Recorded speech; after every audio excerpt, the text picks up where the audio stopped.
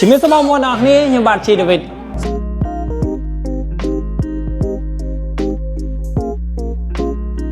David មានឈ្មោះពិតថាងួនច័ន្ទ David កើតនៅថ្ងៃទី5ខែតុលាឆ្នាំ1994នៅខេត្តបាត់ដំបងលោកគឺជាតារាចម្រៀងរ៉េបហើយលោកគឺជាកូនប្រុសច្បងនៅក្នុងចំណោមបងប្អូន2នាក់លោកបានបោះបង់ការសិក្សាត្រឹមថ្នាក់ទី12ដោយសារកត្តាជីវភាពគ្រួសារដោយទឹកចិត្តស្រឡាញ់វិស័យសិល្បៈខ្លាំង David ធ្លាប់បានបង្កើតក្រុមរាំនៅខេត្តបាត់ដំបងដោយដើររាំមិនយកកម្រៃអស់រយៈពេលប្រមាណជា3ឆ្នាំប៉ុន្តែមិនសូវទទួលបានជោគជ័យនោះឡើយនៅក្នុងឆ្នាំ2012 David បានសម្រេចចិត្តចាក់ចេញពីស្រុកកំណើតមករស់នៅទីក្រុងភ្នំពេញដោយអាជីពដំបូងរបស់លោកគឺជាអ្នកបញ្ចូលបទភ្លេងនិងជួសជុលទូរស័ព្ទនៅផ្សារឃ្លាំងរំសេវ David ខិតខំធ្វើការងាររាល់ថ្ងៃក្នុងគោលបំណងតែមួយគត់គឺចង់ជួយជ្រោមជ្រែងការសិក្សារបស់ប្អូនស្រីឲ្យដល់គោលដៅព្រោះលោកគឺជាសសរទ្រូងនៅក្នុងគ្រួសារមុននឹងទទួលបានភាពជោគជ័យនៅក្នុងវិថីសិល្បៈដោយសពថ្ងៃនេះ David បានធ្វើបទចម្រៀងជារឿយៗនៅលើបណ្ដាញសង្គម YouTube ប្រមាណជា3ឆ្នាំហើយបទចម្រៀងដែលធ្វើឲ្យអ្នកគាំទ្រចាប់ផ្ដើមស្គាល់នោះគឺបទ Live Fast Die Young ដែលចេញជាផ្លូវការនៅអំឡុងឆ្នាំ2014ដោយសារតែមើលឃើញពីសមត្ថភាពដ៏ល្អរបស់ David និងមានការជួយជ្រោមជ្រែងពីអ្នកនាងពេជ្រសុភាផងនោះលោកក៏បានក្លាយទៅជាតារាចម្រៀងប្រចាំផលិតកម្មហងមាសDavid បានប្រែប្រួលស្ទើរតែទាំងស្រុងនៅពេលដែលលោកបានចាប់ដៃគូជាមួយនឹងអ្នកនាងពេជ្រសុភាជាពិសេសពេលចេញបទចម្រៀង No Money No Honey បានចេញជាផ្លូវការ David បានក្លាយជាតារាចម្រៀងដែលស្ថិតនៅក្នុងដួងចិត្តយុវវ័យជាច្រើនបទចម្រៀងតូលនៅក្នុងផលិតកម្មហងមាសរបស់ David ដែលល្បីបំផុតនោះគឺបទរំញីកែងជើងដែលចេញជាផ្លូវការនៅក្នុងឆ្នាំ2015ហើយមានអ្នកចូលរួមទស្សនាយ៉ាងច្រើននៅលើបណ្ដាញសង្គម YouTubeនៅក្នុងឆ្នាំ2015ជា David បានសាងភាពភ្ញាក់ផ្អើលដល់បរទេសនៅក្នុងកម្មវិធី Migraine Arirang នៅប្រទេសកូរ៉េដែលកម្មវិធីនេះគេប្រារព្ធធ្វើឡើងប្រមាណជា10ឆ្នាំហើយតែកម្ពុជាយើងទើបនឹងបានចូលរួម3ឆ្នាំចុងក្រោយប៉ុណ្ណោះតារាចម្រៀងនៅក្នុងដួងចិត្តរបស់ David គឺ G Dragon ដែលត្រូវជាមេក្រុមចម្រៀង Big Bang មិនថាការស្លៀកពាក់ style សាក់សិល្បៈនៃការ rap គឺ David ជាយាមហ្វឹកហាត់និងមានទំនោរទៅរក G Dragon ដែរទោះបីជាមានការរិះគន់ក៏ដោយមិនត្រឹមតែប៉ុណ្ណោះពេលទៅដល់ប្រទេសកូរ៉េ David ក៏បានទៅថតនៅមុខអគារ YG ដែលជាកន្លែងធ្វើការរបស់ G Dragon ផងដែរ David គឺជាតារាចម្រៀងនិងជាតារា rap ដ៏មានប្រជាប្រិយភាពហើយលោកក៏ជាតារាមួយរូបដែលជួបនៅព្យុះភ្លៀងច្រើនរាប់មិនអស់និងការជំនះជាមួយនឹងឧបសគ្គច្រើនរាប់មិនអស់ផងដែរ David ក៏ធ្លាប់រងការរិះគន់យ៉ាងខ្លាំងផងដែរដោយមហាជនរិះគន់ថាលោកចេះនិពន្ធនិងចេញបទចម្រៀងតែបទបែកស្លុយនាំឲ្យយុវជនខ្មែរបែកស្លុយបំផ្លាញវប្បធម៌និងការបូលីពីមហាជនជាច្រើនមិនចេះចប់មិនចេះហើយមិនតែប៉ុណ្ណោះ David ក៏ធ្លាប់ត្រូវបានគេគប់ទឹកកកដាក់នៅពេលដែលលោកឡើងច្រៀងនៅក្លឹបកម្សាន្តមួយនៅក្នុងខេត្តព្រះសីហនុកាលនោះ David បានប្រកាសកំណត់រយៈពេល8ម៉ោងឲ្យជនបង្កសុំទោសលោកនិងដើម្បីបន្សាបកំហឹងរបស់អ្នកគាំទ្រដែលមិនពេញចិត្តទៅនឹងទង្វើអសិលធម៌មួយនេះលោកបានព្រមាននៅក្នុងការបញ្ចេញវីដេអូប្រសិនបើជនបង្កមិនធ្វើទៅតាមអ្វីដែលលោកនិងអ្នកគាំទ្រច្រើនលើសលប់របស់លោកចង់បាននោះក្រោយការកំណត់បែបនេះខាងជនបង្កក៏បានធ្វើការចែករំលែកអំពីសំណេររបស់ David ភ្ជាប់ដោយការសុំទោសជាសាធារណៈផងដែរនៅក្នុងឆ្នាំ2018 David បានប្រកាសជាសាធារណៈថាខ្លួននឹងផ្ដាច់ខ្លួនចេញពីផលិតកម្មហងមាសមកជាតារាចម្រៀងឯករាជ្យវិញម្ដងរហូតមកដល់ពេលបច្ចុប្បន្ននេះទោះបីជាមានភាពរអាក់រអួលនៅលើវិថីសិល្បៈបន្តិចក៏ពិតមែនតែ David មិនបានបោះបង់ចោលក្តីសុបិននិងការស្រឡាញ់របស់ខ្លួននោះទេលោកក៏បានបង្កើតផលិតកម្មមួយផ្ទាល់ខ្លួនដែរដែលមានឈ្មោះថា Ditve Nation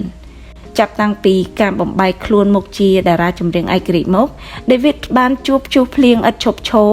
រួមទាំងសង្គ្រាម rap និងឌីសគ្នាផងដែរជា David គឺជាតារាចម្រៀងម្នាក់ដែលបានផលិតបទចម្រៀងល្បីៗជាច្រើនសម្រាប់ច្រៀងខ្លួនឯងនិងសម្រាប់សិល្បករល្បីៗលំដាប់ប្រទេសជាច្រើនផងដែរជាតារាចម្រៀងមួយរូបដែលមានបទចម្រៀងច្រើនប្រភេទទាំង rap ទាំងមនោសញ្ចេតនាលើកទឹកចិត្តនិងរាំកម្សាន្តDavid ធ្លាប់បានសហការជាមួយនឹងតារាចម្រៀងក្រៅស្រុកក្នុងការធ្វើបទចម្រៀងនិងផ្សព្វផ្សាយពីប្រទេសកម្ពុជាផងដែរ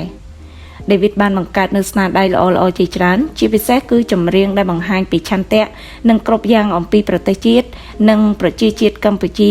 ចម្រៀងដ៏មានអត្ថន័យខ្លឹមសារជាមួយនឹងសាច់ភ្លេងដ៏ពិរោះរណ្ដំគឺមាននៅក្នុងបទមហានគរដែលធ្វើឲ្យមហាជនផ្ទុះការកោតសរសើរយ៉ាងខ្លាំង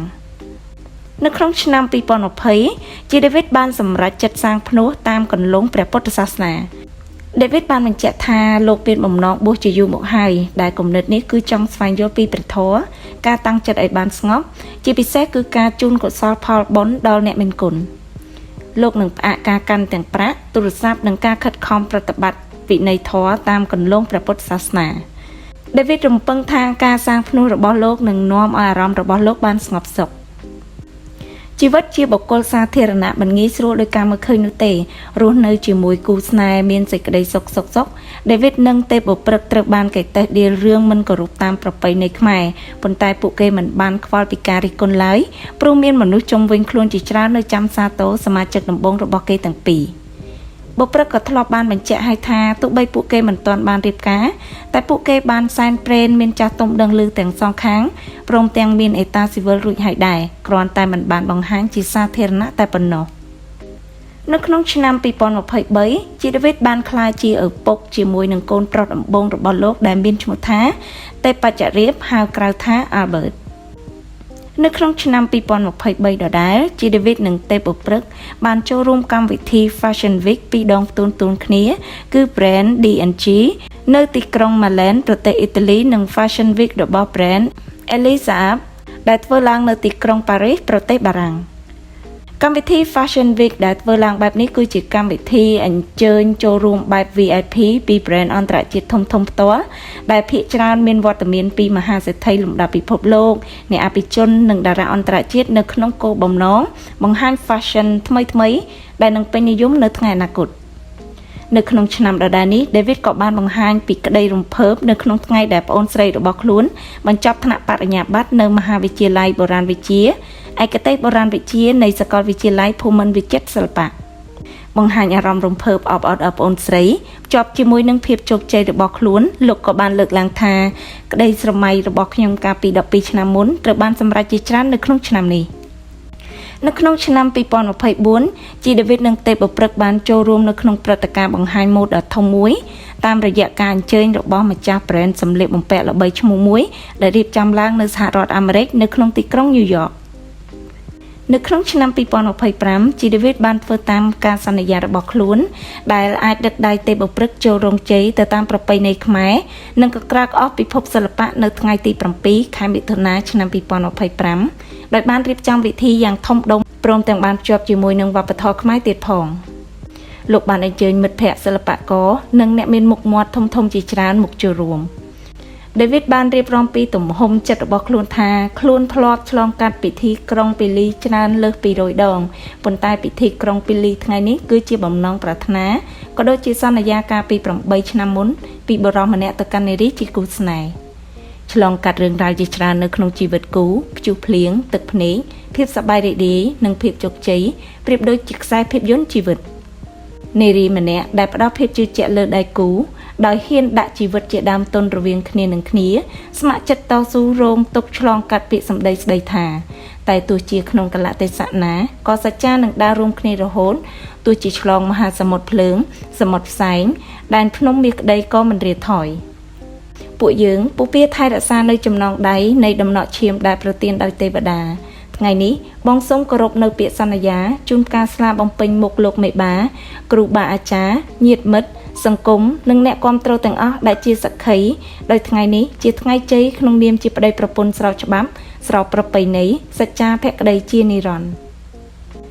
មង្គលការជា David និងទេពបុព្រឹកត្រូវបានគេចាត់ទុកថាជាពិធីមង្គលការដ៏ធំប្រចាំឆ្នាំក៏ក្រើកជាងគេសម្រាប់អ្នកសិល្បៈនៅក្នុងឆ្នាំ2025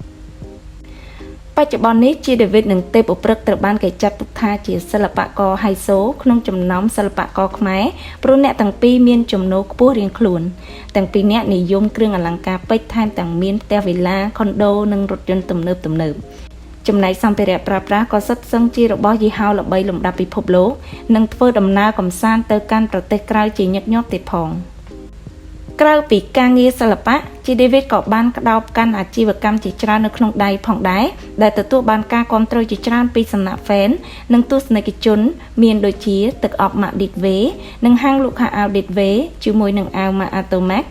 និងសហការដៃគូចែកចាយនាឡិកា Warman ព្រមទាំងធ្វើជាទូតសុឆន្ទៈតំណាងផលិតផលល្បីៗជាច្រើនដូចជាភេសជ្ជៈបើកម្លាំង G Park Energy ទូរស័ព្ទ Realme ភេសជ្ជៈ Sting ក្រុមហ៊ុន Smart ជាដើម